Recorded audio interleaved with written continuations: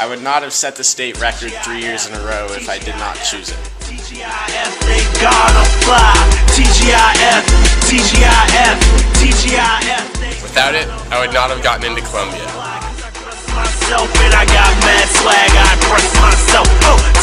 I couldn't perform at the highest level without it. TGIF, thank God I'm fly.